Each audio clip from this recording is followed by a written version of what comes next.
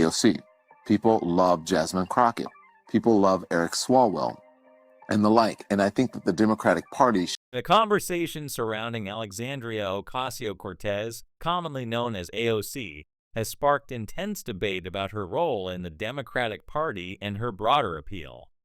Some argue passionately that she, along with figures like Jasmine Crockett and Eric Swalwell, represents the kind of leadership the public craves, dynamic, energetic, and aligned with the moment.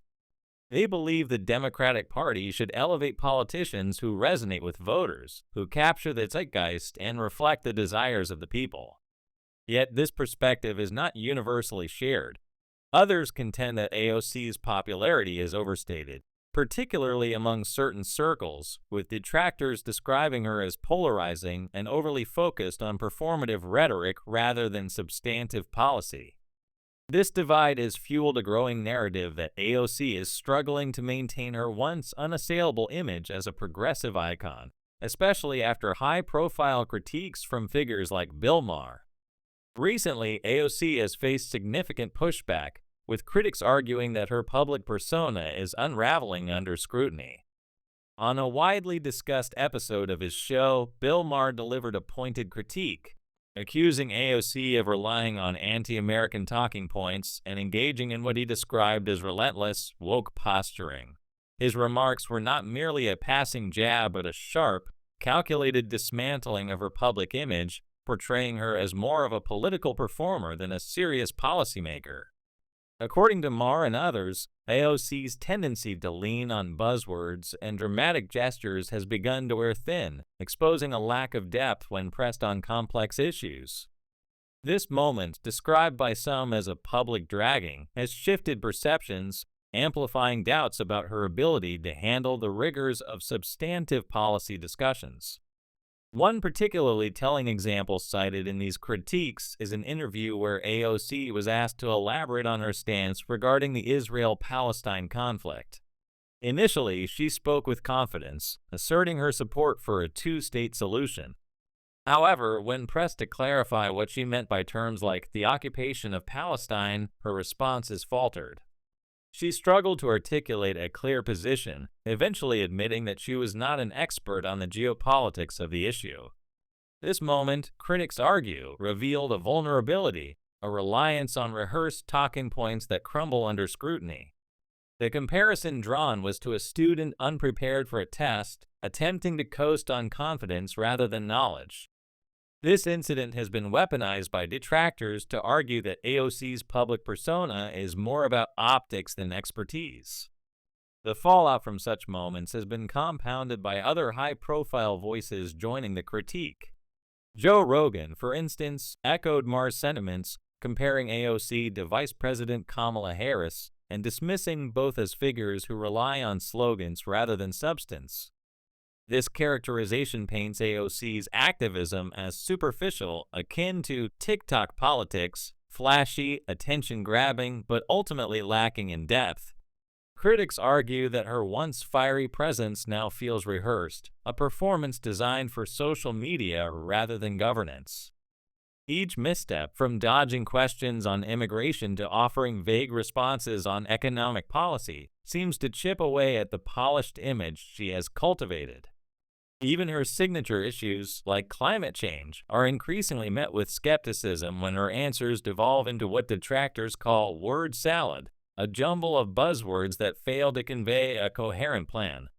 This growing skepticism is not limited to conservative critics.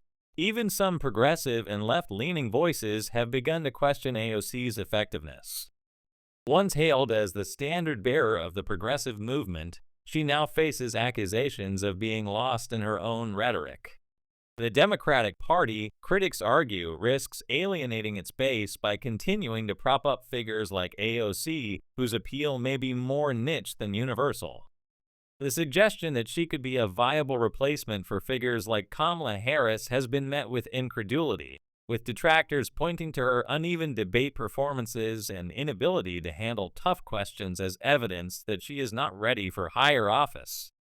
The idea of an AOC presidential run, some argue, is a non-starter akin to trying to sell an impractical idea in an already saturated market. Adding fuel to the fire, AOC's public appearances have drawn criticism for their inconsistency. One particularly chaotic moment came during a discussion about a government shutdown, where she referenced a fire alarm incident involving Representative Jamal Bowman. Her response was described as incoherent, a tangle of phrases that failed to form a clear argument.